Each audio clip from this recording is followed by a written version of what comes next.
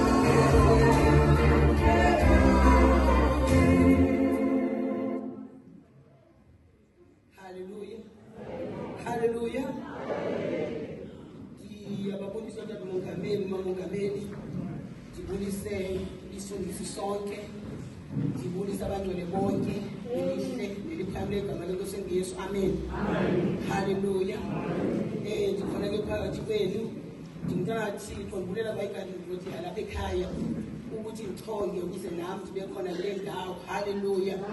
Ndiyamkholwa kuThixo egameni lenkosi Yesu. Hallelujah. Ndinesiloko apha esithi ngoThixo siyoyisa siyaphila. ngoThixo siyathini? Siyoyisa siyaphila. Endleleni yokholwa zikhona izivunguvungu. Kodwa ekugqibeleni siyoyisa ngoThixo. Hallelujah. Lokhu koyisa ke bangcwele sikufumana sikufunda kwabangaphambili ekubhaliweyo ngawo. Ekugqibeleni njengoba kubhaliwe ngezicaka zikaThixo ebezisebenze kuThixo, ekugqibeleni uye uThixo wenza kwenzeka. Side sabakhona nathi. Hallelujah. Ngeke bangcwele uThixo kuseni. Sendile sihloko. Ndiyathanda le nto koyisa. Yazi ndiyathanda le nto koyisa singoyiswa. Masingoyiswa. Singabantwana bakaThixo kodwa masoyise. Into esincedayo ukukholelwa kwizwi likaThixo. Hallelujah. Sizojonga incwadi yezojuso chapter 17 verse 8. Hallelujah. Ithi xozela imfuduko. Chapter 17 verse 8. Sibe sesi ayavela amavesi Kolose chapter 3 verse 1. Into yombanwele ifuna ukuthi masinyukele ngasentla. Uncedo lwethu luphezulu. Uncedo lwethu luphezulu. Uncedo lwethu luvela phezulu. Uma thina sijonga phansi enyesweni ngeke siluve uthando lukaThixo. Amen. Ngeke siwabona amandla kaThixo. Kodwa kudinga abantwana bakaThixo abajonga phezulu. Hallelujah. So vayiba lithi liloniso likaThixo. Incwadi elandelayo ngamaKolose chapter 3 verse 1 sibhalile. Amen. Ibe ngamaFilipi 2 verse 5. AmaFilipi 2 verse 5. Ibe Numeri 21 verse 4. Yes, inhlamba. Hallelujah. Amen. So for the Lord God, Exodus chapter 17 verse 8. Indalo yonke ithi indalo yonke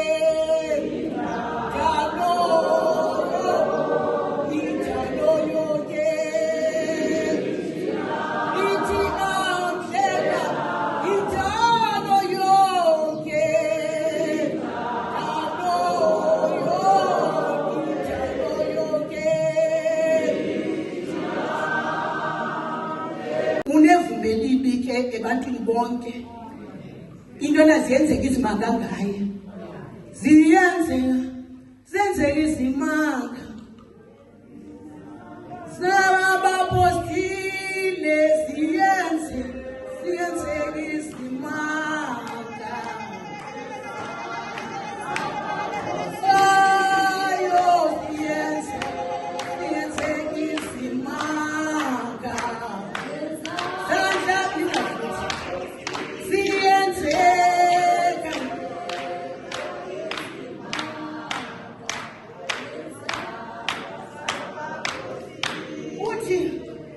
uthi sethuka abangcwele uthi sethuka afike eqongeni athi ndikuposteni ngaphandle uThixo imadoda awunokumbulela uThixo mama undiyamase ngokunika inkokhelo nomqolo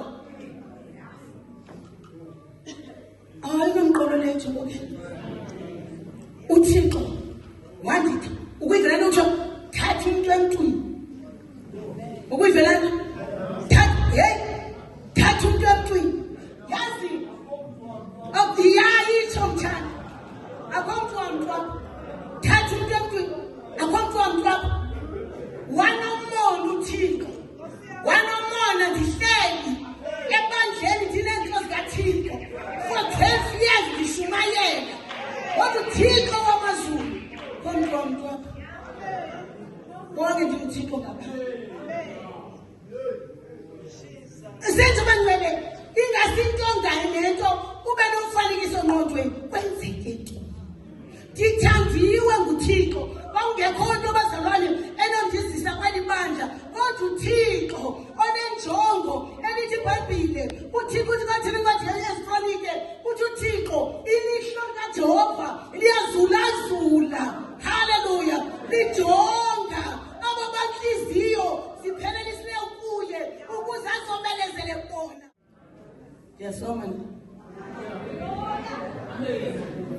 haleluya so lithi iBhayibhile ngalo lonke ixesha ziphakamile izandla yaliwa la mfazi bazalwane athwana ama-Amaleki oyiswa suthi ke xa woyisiwe ama-Amaleki ngoba sekhona namhlanje suthi xa woyisile ama-Amaleki uhambe uye kufebeni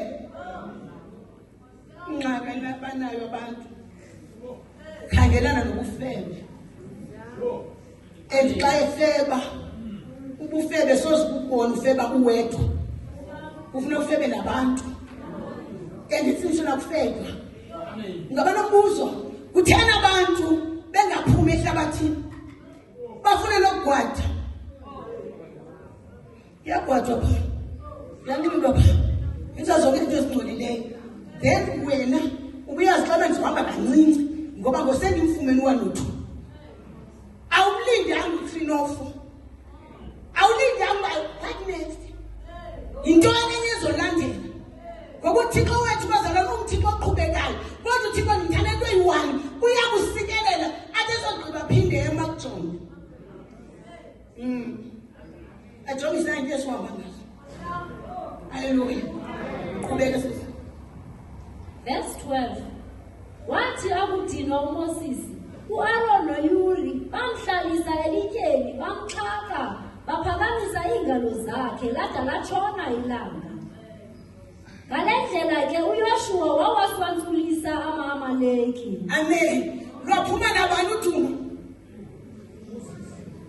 Lwaphuma noMoses. Woyisile uMoses. Utheni uMoses bazalwane? Kodwa woyisa uMoses enamadoda abemxhasile. Woyisa etheni banwene? Balamadoda amxhasileyo aphila nalento. Into le umthamo, stress. Hallelujah. Ngoba entweni yonke bantwana xa sowusindisiwe ingase uphumelele ngoYesu. Verse 14. uNdikhoyo ke wathetha noMoses wathi, yibhale ingcombolo yale mfazwe khona ukuze ingaze ilibaleke. Xelela uYoshua ukuba ndizimisele ukuwacima igama ama-Amaleki kwelimileyo. uMoses wenza iqonga lamadini, wathi igama lalo nguNdikhoyo intshinga yam. Ngubani intshinga yam? Wena mzalwane wethu. Uyaziqonda unayo intshinga. Kodwa unentshinga kayihlo. Ndithanda abantu abathi into xa zibabhidile athi Thixo katata Sibongo, ndikhumbule Nkosi, mjonge, undijonge, undincede. Xa ngaba usayigxeka imfundiso yakhe ungakwazi umgwazi uThixo wakhe. uThixo bangcwele kumele simazi ukuba uThixo uyayithanda into yakhe wazikhethela. Thibabile uma uThixo ethetha noMoses, ngithetha noJeremiah, ndimthanda kaJeremiah. Uthi uThixo yeJeremiah, yazi bafunda iBhayibhile kufuneka ngathi uthetha naye uyambona lo muntu. Uthi yeJeremiah ubuyayiyeka le mbudethe. uThixo ayibona yonke le mbudethe oyithetha mzalwane wethu. Uthi uThixo Jeremiah ubuyayiyeka le mbudethe oyithethayo. Ndizoba nawe. Ndimthanda xa namazwi athi ndinenjongo ngawe. Sikule ndawo ngoku sasingazi ekubandezelekeni kwethu, ngoba ke yakhulu bazana zokufika kule ndawo ongakhange abandezeleke. Xa inkokheli siyiva ibalisa i-background yayo uyiqonda bengolunga. Abantu abana-stress bangcwele ezikhaya awazi amadimoni uba yimfazwe ohlangabezana nayo. And imfazwe ohlangabezana nayo ifuna ujule ngensindiso katata uSibongo. Ifuna ujule. Ufuna ukujonga emzalwane wethu. Ithi iBhayibhile tata umtshisile uMoses waye wadinwa zehla izandla. Nenkokheli yethu iyadinwa nje. Nenkokheli yakho iyadinwa. Iyafaza istress. Iyafaza istress. Bahambe benzeke emthweni kaThixo. Umzekelo masithethe ngokufa okugcwele ebandleni. Laa nto bazalwane iqhawula umthamo. Izinhloni. Then ke ngoku inkokheli idinga abantu abazokuyiphakamisa. Dinga abantu abayokhalela uThixo. Yithi iBhayibhile uMoses akudinwa bambona bayijonga. Akufuneki mamoyo usebenze nje ungajongi uba kwenzeka ntoni. Ufuna ujonga isimo. Lamadoda ajonga okay. Xa uMoses ezithobile izandla ayoyiswa amaSirayi. Bayibukela la mfazwe. Kodwa bona benyukile. Bayibukela la mfazwe. Ithiyo lento njengoba bethi xa ngaba uMoses phakamisisana boyise ayoyisa amaSirayi. Kodwa ngone ithi iBhayibhile zoyiswa izandla babona icebo uba babengahambanga naye. Wo yamasulela ukhona uziphakamise ezazandla mntana, uziphakamise ezazandla ngoba ziyadinga. Wazethi nazona ziyadini. Bajonga bazibona izandla zenkokheli kuba xa zingaphakamanga enyeso namasirayeli oyiso. Bajonga babona ityebo omnye wabamba ngapha nomnye wabamba ngapha bamkhophisela ityebo. Ayinothi thina tata umkhulu kangaka somthinithi. Hallelujah. Kodwa udinga abantu bangcwele, udinga abantu abazothi xa iphelela ngamandla bathini na bamkhophise phezulu, ngoba apho sijonga khona sijonga phezulu. Uncedo luvela phezulu. Hallelujah. Ukujonga phansi uhlala uzoyibamba uyeke insindiso. Ibhayibhile la madoda amhlalisa esitelikeni, amatye asentabeni makhulu ke aphezulu. Njengoba sefikile entabeni kodwa still usaphindiswe entabeni ngoba ubekwa phezu kwelitye. Athi agqiba la madoda enye ibamba ngapha enye ibamba ngapha. Haleluya. Siyashayela uThixo isandla. Ayonkawe ayontombazana ayomisile kodwa inkonzo yezimangaliso, ngoba ngelo langa lithi iBhayibhile zanqoza. Nalapho ebandleni lakho ziyanqoza nje, zinqoze sihambe kancini, ngoba into engafunwa nguThixo nguminus yayinkokheli yenu. Ingxaki uma kuzoxelela utata sono zoxelela utata, uzathi utata uhamba nabantu abayimilwelwe, ngoba ezinye into kufuneka zigqithile ziye enkokhelini, azi utata ibandla lakhe linaleni into. Make ndithethe ngokulala bangcwele. Ukulala oku nicinga bafana ninothi umuntu uzalale aze alale kuba ekuthanda nendoda. Ithi le ntombazana mna mama iyandisokolisa into yokuzilala. Yaqala futhi akayilibali, uyayazi ayikokholo uba ngabuya uYesu akaloyo ezulwini. Uhlutha inkanuko, uhlutha akho sono bazalwane esikhohlakele ngathi sisono sokulala. And ke ngoku uSathana xa ikulalisa wedwa ulale wedwa uchitha imbewu uwedwa uya ezulwini. Uyofika abazalwane beyucuza awunothi baba uzilala. Le nto ke bangcwele ikhona nabo abathathileyo. Mna bathandekayo wandikhupha uThixo, wandishisa umzi wam, wandishisa abantwana bam. Kodwa ndiyamthanda uThixo mna kuba sewakhile umzi wam ngoku. Uye wathembeka uThixo. Njengoba ndashiya amabhodlo ndiyalandela utata, kodwa umzi wam namhlanje ndizothina unganixelela inyani. Ndiyazazi ke ziyaphunguka ezinye mntana ngoba zingasho mayilile nto. Umzekelo makasithethe ngale nto yesex. Andike umhlolokazi okubhanqa. So mna ndithethe into enjalo. Niyayazi nje uba uyakwazi umuntu xa besexa omnye agqibe eqala. Lungagqibanga uyaqoma ngiloko uzofuna azinethe. Bazothi bayazi ke nale. Bayazi na. Mna bazala ngelinye ilanga uzondithatha uThixo ndizoyophendula. Ndiyayazi nje lento. Hayi ke mama ngafike bezozile yini. Bewozile ngoba abafazi banamadoda bahozile. Ngama uhlalokazi bahozile. Ngabantu abatsha bahozile. Ingxaki.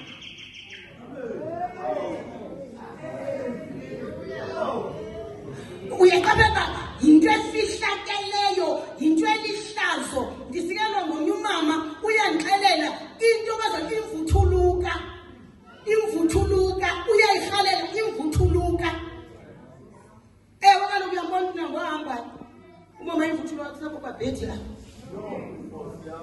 Usathana ubeka phofu abantu bagugile. Yebazalwane ake sithetheni inyani. Ngoba ngenye kwayintsikelelo yakho iyabambezela uThixo uvele abone isifebe.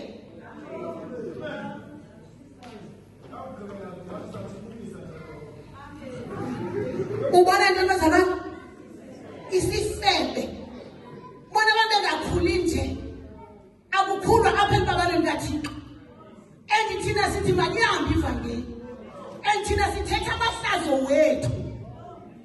Amahlazo ayathethwa bangani bavalela intselo yakho. Kuzothi uThixo kade akanamandla waphelelwa. Haleluya. Besiphi ntombi? Akukho kutya namanzi apha. Bayakhalaza bathi akho kutya. Bakhalazela amanye uThixo. Funda. Okokwayo ke yona le nkathu isiququlu. Bathuka ukudloba banikwe uThixo.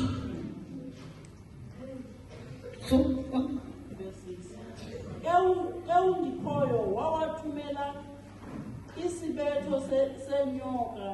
Verse 6. Uyayibona ke ngokuba laa nto leyo abayithethayo bayithethile bayihlelile andiyevuka lizulu. Ingxaki ivwe intoni? Lizulu. Lithini ke ngokwizulu? Funda ke undikhoyo wawathumela isibetho senyoka ezinobuhlungu zawaluma amaSirayeli wafa amaninzi. Bafa bangaphi ya? Ngenxa yesono. Siyayibona lamazwana? Bafa abaninzi. I-punishment kaThixo and noThixo akamandelwanga ukubulala isizwe sakhe. Funda. AmaSirayeli ke athi akuqonda ukuba enze imposiso aya kuMoses avuma athi haleluya. Asimshayele izandla uThixo. Bayayazi indlela ababephethwe ngayo kakuhle uThixo. Ebebakhokhela uThixo senza imangaliso. Haleluya. Ngoku bayayibona ukuthi bayafa bayaphela. Ithi iBhayibhile baqala bacinga ngoMoses isicaka sikaThixo. sonile ngokukhokhela undikhoyo ndawonye nawe. Sikhokhele bani thina singamaSirayeli? Undikhoyo ndawonye nawe. Which means xa ukhokhela uThixo ukhokhela uTata ndawonye nawe.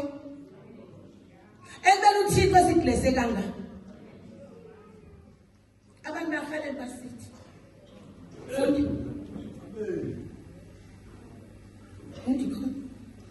fundi khawusithahuzisele undikhoyo azisuse ezinyoka. Ngoko ke uMoses wawathandazela amaSirayeli. Uyayibona ke ngoba le mfa yongeza umthwalo omkhulu enkokhelini. Ngoba babona bayokhalela enkokhelini. Siyabona la. Which is right. I-right into beyokhala enkokhelini. I-wrong bangela. I-right into beyokhala enkokhelini. Ngoba inkokheli nalo undikhoyo intshinga yam esithi yiphakamiseni intshinga kaNdikhoyo. Undikhoyo uyakulwa naye Amaleki kude kube unaphakade. Hallelujah. Hallelujah. Apha abangcwele sibona uIsrael ehlangabezana nemfazwe. Enhliziyweni yami ekujuleni ngihalela ubani nobani onoYesu owazikhethela ngokwakhe wamamkela uYesu. Wathi yena ngomlomo wakhe uYesu uyinkosi nomsindisi wempilo yakhe. Umele ke ngokumuntu ngelolanga azazi ba uqalile ukungena emfazweni. Amen. Nokubani angithathana ukuzidele kangakanani kodwa kusalayo ngelanga wamthatha uYesu wayiqala imfazwe phakathi kwakho noSathane. Haleluya. Uzenzile kakhalele. iBhayibhile idabi nama-Amaleki abayirevithini ke ama-Amaleki ezahlasela amaSirayeli. uMoses ke wayalela uYoshuwa wathi khetha amadoda athile niphume niye kulwa nama-Amaleki ngomso mna ndiyakuma phezu kwentaba ndiphethe laa nduku ndiyinikwe nguThixo. Amen. Kunentonga bangcwele. Haleluya. Kunentonga thina bangcwele singabantwana baThixo senziwe sabangabantwana baThixo ngokushunyayezwa ngoKristu Yesu. Siyibona la. Then kunomntu bangcwele awamncama uThixo wamkhupha phakathi kwabantu. Ayikho ubheuza into enhliziyweni yami ekujule ngathi inkokheli. Hallelujah. Ingathi bangcwele uba sesimamkela uYesu, ingathi singayazi ukuba ukwamkela uYesu okubungu bethu. Sesimamkela uYesu ngelo xesha iyaqala uba ivele inkokheli ukuthi sinomuntu obaxosikhokhelele. Hallelujah. Kwaye uThixo uzibonakalisa enkokhelini. Hallelujah. Uzibonakalisa kubani? Enkokhelini. Khoyifunde le mbali njani. Moses ke wayalela. uMoses ke wayalela uYoshua wathi, khetha amadoda athile niphume niye kulwa nama-Amaleki. Ngomso mna ndiyakuma phezu kwentaba ndiphethe laa nduku ndiyinikwe nguThixo. uMoses bangcwele ekunyanisweni uyalela amadoda anawo. Unamadoda enqaphela ukuthi isikakhulu ayena umuntu esondele kuMoses yangibantu basona yangiJoshua. Hallelujah. Uthi Yoshua khetha. Xa ungumntwana kaThixo kumele ube ngumuntu oyiphaphamele indaba yokusindiswa. Ngoba injongo uMoses, injongo yokuba akhethe uJoshua ukuthi makahambe okhetha amadoda unesizathu. Uthi mna ndiyinkokheli ndiyahamba ndiye entabeni. Ndiyabezwa la? uThixo uyafumaneka entabeni. Andikhathali noba intaba ebonakalayo. Amen. Uyakwazi unyuka kuNqotshane uhambe uyodibana noThixo wakho. Amen. Siyabona lo mncane. Kodwa naleyo iphume enkokhelini ngoba inkokheli yakha indlela yakho ngoba endleleni yakho kumele ube nempumelelo. Hallelujah. Umele ube nento bangcwele. Umele ube nempumelelo ukusindiswa kwazona leyo cawe. Ayiyo lento abantu bacinga iyo. Sidla ngothi bangcwele eminye sona sidlala. Hallelujah. IBhayibhile eyethethwa nguMoses uthi mna ndizonyuka ndiye entabeni ndiphethe laa ntonga endayinikwa ngubani? Ndayinikwa nguNdikhoyo. Akumele inkokheli siyijonge ukuthi izalwa ngubani. Singayijongi ukuthi bangcwele iphila kanjani. Kodwa inkokheli kumele siyazi ukuthi siyendlule nguThixo. Kwaye kumele siqonde uba impumelelo yethu isenkokhelini. Abantu namhlanje sibazi besindisiwe kodwa namhlanje asikwazi babe ngobani amagama. Apho ilahleke khona insindiso yakho mzali wethu ukuthi ungayazi inkokheli yakho. Thile ndoda ithi ngiyenyuka ndiye entabeni. Hallelujah. Uthi khetha amadoda athile niphume niye nalamadoda akatsho uba ngobani. Into exela uba xa usindisiwe yimamele kakuhle into ethethwa inkokheli. Ngoba iBhayibhile uthi uJesu uma ethetha athi ukuva nokuthini nokwenza. Practice that ube uzawukwenza. So uvile nabanye bevile kodwa kushiyana ukuva uve njani. Imo uve kakuhle wambona endlebe ezimamelayo khona kanti eskill ngoba ithina nje. Yes kumshaya bangcwele into nayo ndiyathanda kwakhulumela. Hallelujah. Sitho wethu mama yazi emnyasweni andiyazi into engenzeka. Sithiwa ndiyayibathethelela abantu bathetha isilungu ngoba ithi into yami siyatshuka mamoyo. Andiyilwi into abantu bathetha isilungu siyatshuka. Into eqala emnyasweni siyenza lula le ntetho. Senziwe njani? Ibe lula. Kodwa indaba yokusindiswa asivele sibekele group uthi masikhethwe sibe kolaxoxela lukhethiweyo. uThixo uJoshua, sinabo Joshua banamhlanje abakhethayo. Ithi njeni inkokheli, ithi khangela abantu anobokuya emthandazweni ngoba sinale nale. Uyabazi uJoshua abantu anokubakhetha. uJoshua bangcwele umuntu oncamathela emfundisweni. Amen. uJoshua umuntu ongahlukaniyo nenkokheli, umuntu bazalana ongayigxekile inkokheli, always inkokheli right. And xa ufuna ukuphumelela kumele uyazi inkokheli ba itheni bazalana i-right. Uthi ke uMoses wakhethe la madoda. Hallelujah. Yena uhamba nalathi ufuna ukuyestenda ndokuthosisa. uYoshua wenza ngokomyalelo kaMoses. Baphuma baya kulwa nama-Amaleki. Ke yena uMoses eno-Aroni noYuri benyukela phezu kwentaba. Unyuka nabantu bazokuyena Aaron. Unyuka noYure. Akanyuki yedwa. Kodwa uqaphela ukuba abangcwele bakulo Yesu bayayonqena lento onyuka. And awuvela unyuke uqala ngokuzithoba kuThixo, uqala ukunderstand uThixo uba uThixo uthemba ngenze nale. The more uhlanganisana mzalwane wethu, the more ukhulela babaleni kaThixo, the more uthandaza, the more uMvuthixo ukuthetha kwakhe, the more uqhubeka uzila ukudla ungexesha uThixo ethetha nasenza change yokuthi uyeke ukuzilawula kodwa ulawule uThixo. Kwaye kumele siqaphele uma sisindisiwe, xa usindisiwe uThixo unenjongo ngawe.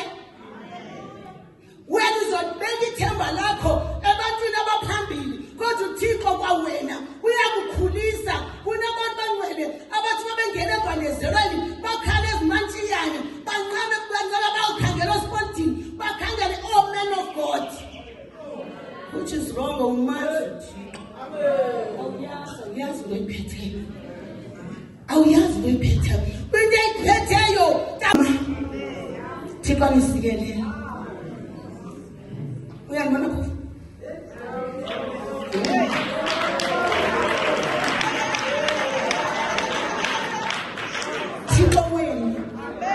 Thixo wena. Lo Thixo ndimkhonzayo waqhamuka emampondweni. Kufuna ube ngumuntu onekhwele ngento eyenzekileyo mhla empilweni yakho. Ninekhwele nyani yekana ndimijongi. Ndimdala ngoku. Zikhanya? Dala mntanam. Qha ukudala bam ngamava andimdalanga.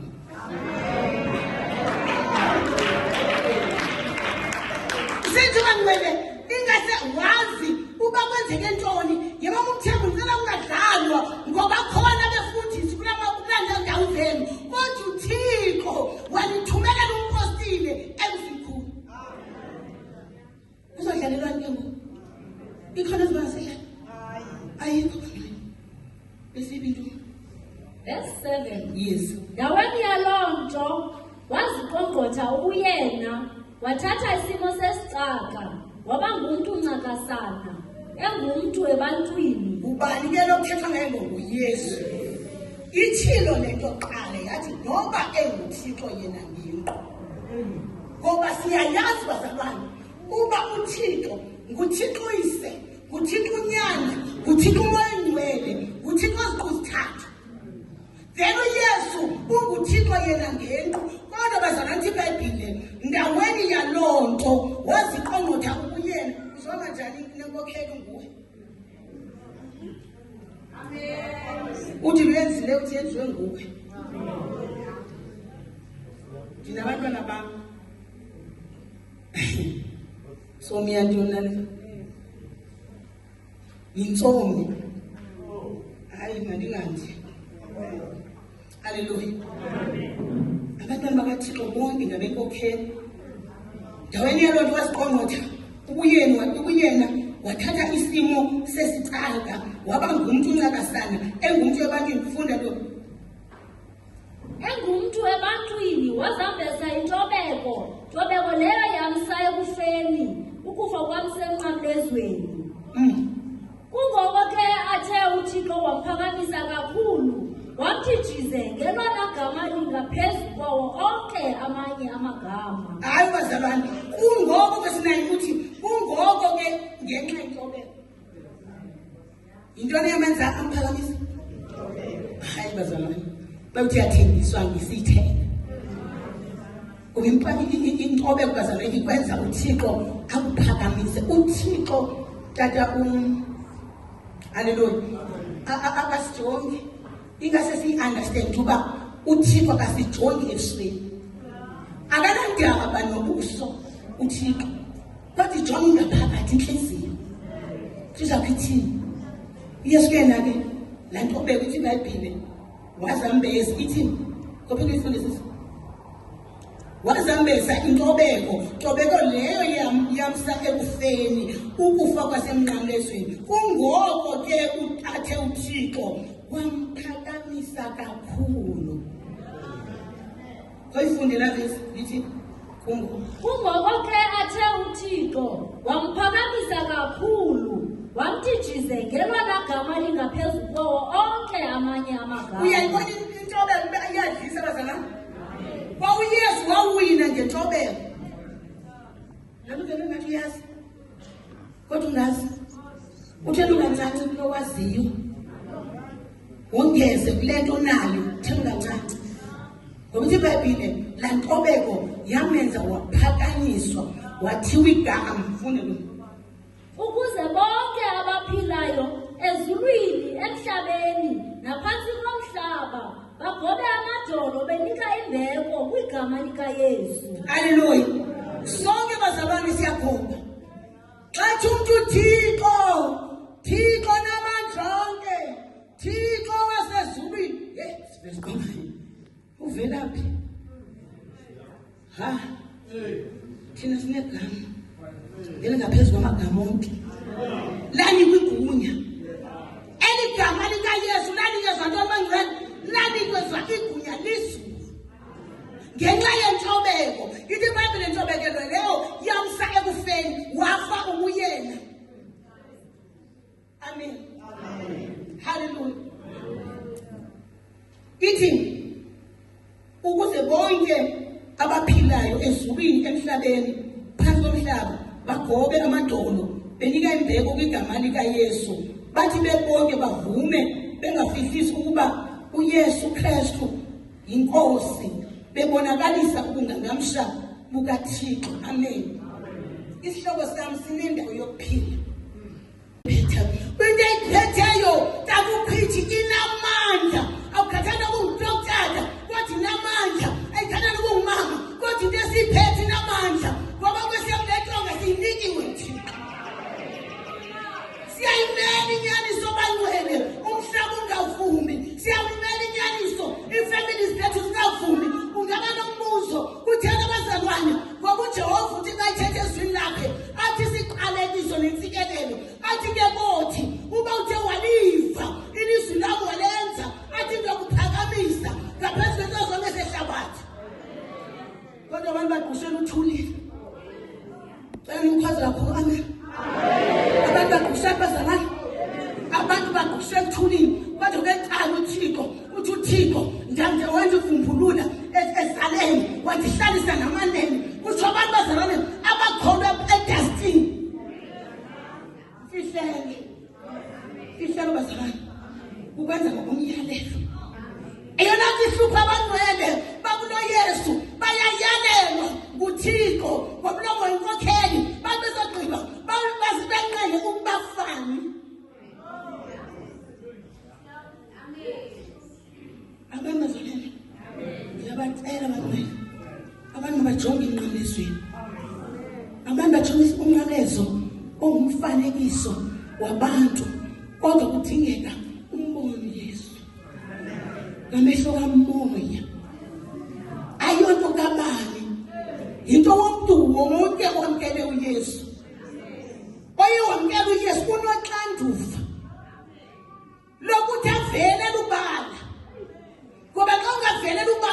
avele ezweni.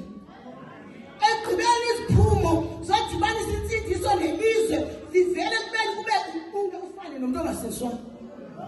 Bathi siyafana. Bathi nabantu abangasizwanga. Bathi siyafana.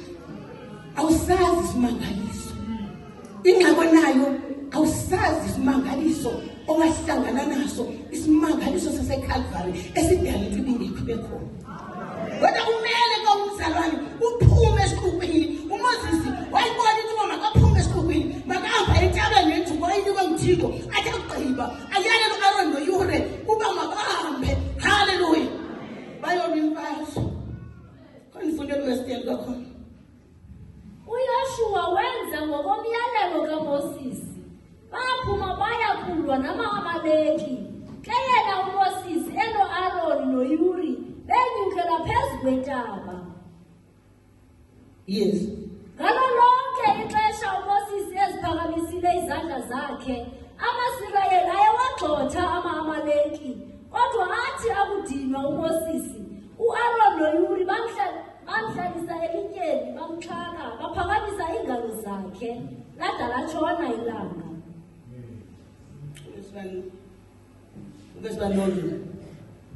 Uqale verse 11. Lade latshona ilanga. Hallelujah. Lithi iBhayibhile uMoses wenyuka intaba. Kodwa u-Aaron noYure kubani lo? uJoshua. U-Aaron noYure basana. Yahamba le ndoda inesandla sikaThixo. Yahamba entabeni. Kodwa aye ethe khula amadoda ecakwakhe. Amjonga. Themba nje ngibokele yakho. Izojonga umama ka. Inkokheli bebijonga umama ka. Ayimelo thina abangcwele silibandla simele siyijonge inkokheli. Ukwehla kwenkokheli yehle ngenxa yokuyekelwa ngabazalwane. Nokunyuka kwenkokheli. Nokunyuka kwenkokheli kuxhomekeke phi? Kubazalwane. Inkokheli iyayiqhubeka ngokuyithetha inyani singamnazihloni. Njengoba sibona abazalwane ubufebe. Into abangcwele iyathandazela. Abantu namhlanje abafuni kwangothetha ngobufebe. Ngoba jonga into eyodwa imali. Ukuba wathi ebantwini ubufebe bempilo abantu. Hayi bambi. Ufebe nokugqwirha. Umufebe nokugqwirha. Uthi uthethe zonke ebandleni lakho. Amen.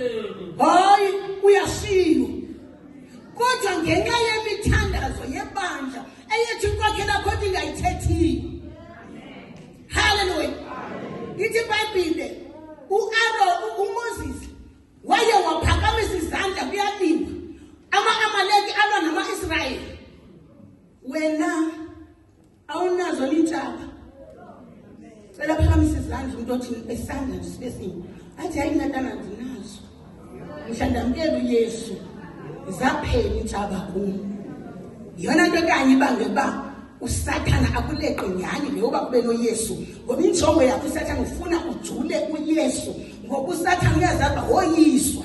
Amen. Uzazi babe kuthi uyalala. Yebangcwele uyamazi uSathana ubaleka igama likaYesu ulibiza ngenhliziyo. Amen. Ulibiza kanjani wethu?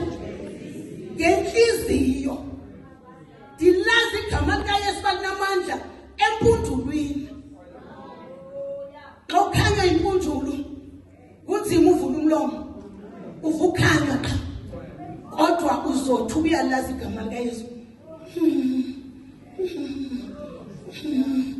Ulela ubuthongo iyakucikitsa impundulu. Kodwa ingaphakathi lithi ngegama likaYesu. Ingaphakathi lithi ngegama likaYesu. Wena awuyazi ukuba uSathana uyalilela igama likaYesu. Ngokuthi wena ukwazi uvula umlomo, kodwa uSathana uyaliva abaleke. Ungadibanisa into enjalo. Ekulwela ulela ubuthongo. ungadibanisa into enjalo, ungakhange uqatshulwe, ungakhange ufuthiswe, ungakhange udliwe intelezi, uvela uthi laqo uYesu qha. Lithi iBhayibhile uMoses njengoba efike entabeni fika waziphakamisa izandla, yathi wazipha izandla. IBhayibhile ziyanqoza pha, nakuwe ke ntana ziyanqoza, kodwa idinga wena phakamisa izandla, uziphakamisela kuThixo, abaleka amadimoni. Ujonga imfazwe wena yezikhali, awazi amadimoni uba imfazwe ohlangabezana nayo, and imfazwe ohlangabezana nayo ifuna ujule ngensindiso katata uSibhoko, ifuna ujule. Ufuna ukujonga emzalwane wethu. Ithi iBhayibhile tata umtshisile uMoses waye wadinga zehla izandla. Nenkokheli yethu iyadinga nje, nenkokheli yakho iyadinga, iyafa zistress, kwanti kwembenzeke emtsweni kaThixo. Umzekelo masithethe ngokufa okugcwele ebandleni, laa nto bazalwane iqhawula umthambo, izintloni. Then ke ngoku inkokheli idinga abantu abazokuyiphakamisa, dinga abantu abayokhalela uThixo. Yithi iBhayibhile uMoses akudinga bambona bayijonga. Akufuneki mamoyo usebenze nje ungajongi uba kwenzeka ntoni, funa ujonga isimo. La madoda ajonga, okay, xa uMoses ezithobile izandla ayoyiswa amaSirayeli, bayibukela la mfazwe, kodwa bona benyukile. Bayibukela uYesu Kristu yinkosi, bebonakalisa ubungangamsha bukaThixo. Amen. Isihloko sami sinendawo yokuphila. Isihloko sami sinendawo yokuphila. Make siyojonga incwadi yeNumeri chapter 21. Yesenhlanu. Numeri chapter 21, ithi inhloko ndaba inyoka yobhedu. Verse 4. Ukumka kwawo kwintaba ihoro yamaSirayeli ahamba ngendlela esinga ulwandle olubomvu, khona ukuze bawucezele umhlaba wase-Edomu. Endleleni ke apho amaSirayeli aququka. Verse 5. Aza akhalazela uThixo ndawonye noMoses, athi, wakutheni kakade ukuze usikhuphe eJibhithe? Jonga izwi. Sithi isihloko. Inyoka yobhedu. Intoni manje? Inyoka andisiyawika inyoka. Kodwa ngoku uThixo uthetha ngenyoka yobhedu. Sizoyiva inyoka. Haleluya. Kophinde le nto.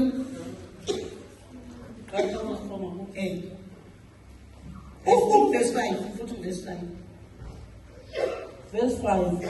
Aza amkhalazela uThixo ndawonye noMoses, athi kwakutheni kakade ukuze usikhuphe eJibhithe? Ndifuna kuvele le nto ithi akhalazela uThixo noMoses. Uyayiqabela inkokheli ifushane noThixo. Xa umuntu enyelisa inkokheli unyelisa uThixo. Ngeba mkhulu ntanami. Ngoba apha sirethi ukufundisa ibandla, ngoba egqibeleni ibandla lihlangana nezinto. Yintoni edala loo nto? Yileni uba abayazi inkokheli. Unyelisa abantu makodithethe. Funda. Aza amkhalazela uThixo ndawonye noMoses, athi kwakutheni kakade ukuze usikhuphe eJibhithe? Sizokufera kule ntlango. Uyayiqonda ngoku abantu endiyenzeka le nto bazalwane. Noma ndiyakhetha ama. Into endikhethamisa iyi-1. Abazalwane abakulo Yesu bayakwazi ukusisola ngokusindiswa. Xa ungasindiswanga uphila eJibhithe, then amaSirayeli ke ngoku ayesemandelwe boba ukukhoboka. Xa unojonga apho usuka khona ukuphila ukukhoboka. uThixo wafika kuKristu Yesu wathi umkhetho uYesu wafumana ukuphumla ungazange wakuphumla. Uthishwa ngamadimoni, uthishwa zindlala, uyinto okufeketha. Wona muzo khona into efebisa abantu yijiphutha. Into efebisa abantu yijiphutha. Ngoba mina ngeke ndidizele, mina ngeke bangcwele ndi-understand ukuba umuntu wathi andifeli. Andi-understand noma? Nina niya-understand? Zininzi kangaka inhlonti zomzimba. Ayikho into ekhohlakelele umuntu ngathi umzimba. Abantu abajoli kodwa abantu bayalala. Abathina abantu? Hayi akanamtsha. Ngithanda intombazana, ikhona intombazana enenhlambuko eyi-1. Kodwa ngoba lo mntana uthetha nje ihlelo ikhona le nto ebantwini. Bangcwele ukuphila kwethu. Masizimisele ukuphila izwi likaThixo. Ngoba impumelelo yethu ikuThixo. Then uThixo uyajonga. Abantu ke ngoku abasafuna uzisindlambuko kum. Kama ndiyayiqonda mama isikhalo sakho sivuwe. Undikhoyo ndawonye nawe. Sikokele bani thina singamasirayeli? Undikhoyo ndawonye nawe. Which means xa ukokela uThixo, ukokela uTata, ndawonye nawe. Ekubeni uThixo siblese kangaka. Abantu bafanele basithi. Fundi.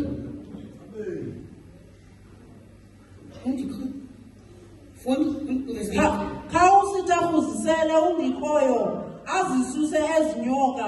Ngoko ke uMoses wawathandazela amaSirayeli. Uyayibona ke ngoba le mfa yongeza umthwalo omkhulu enkokhelini. Ngoba babona bayokhalela enkokhelini. Siyabona la. Which is right. I-right into beyokhala enkokhelini. I-wrong kancane. I-right beyokhokela inkokheli ngoba inkokheli ine-solution. Inento?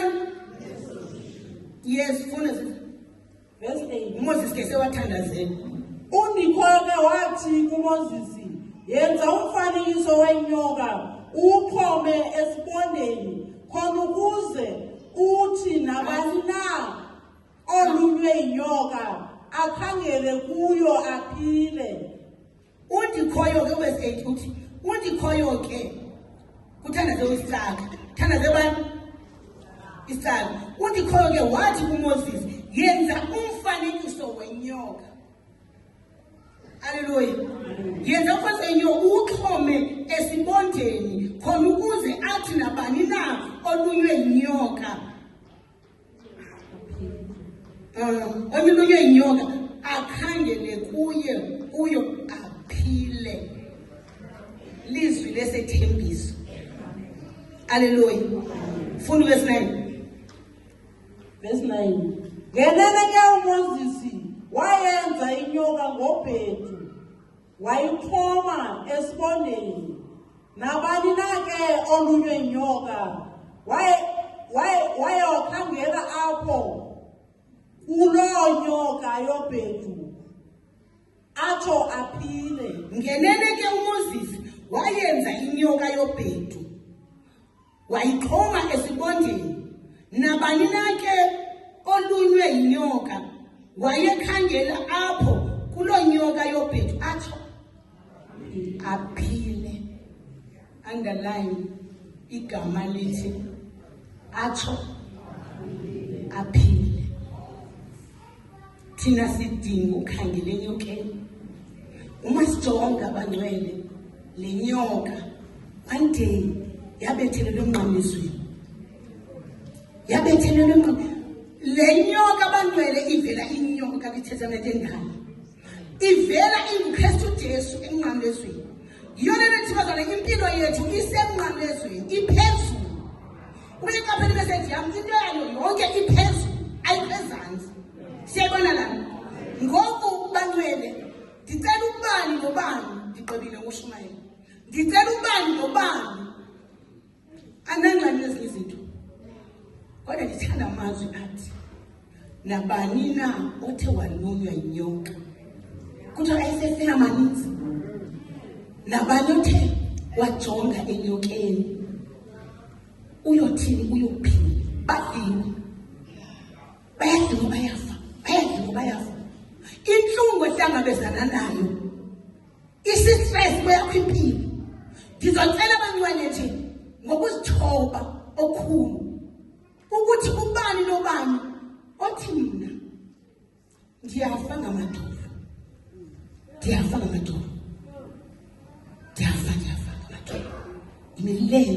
imilenze ayifuni cela phakame nje cela abantu baninzi ngicela abantu nje nabanamadola futhi le nto ndiyayazi bangcwele ukuthi yathethwa nguThixo cela abantu beze ngaphambili iphakamise inhliziyo zenu iziphakamisele kuThixo uThixo uyaninceda ngoku bonke abantu abanamadolo mabeze ngaphambili akhona amandla kaJehova akhona amandla kaJehova kule ndawo yize ngaphambili uJehova uyayinceda impilo yakho khangela ebondini khangela ebandleni ukholelwa khangela ebondini bayeza abantu Jehova bayeza Nkosi bayeza beza kuwe Jehova beza kuwe uNkulunkulu wethu ngegama likaJesu ndiyacela masibulele uzongincedisa sibathandazele egameni likaJesu phakamiselani izandla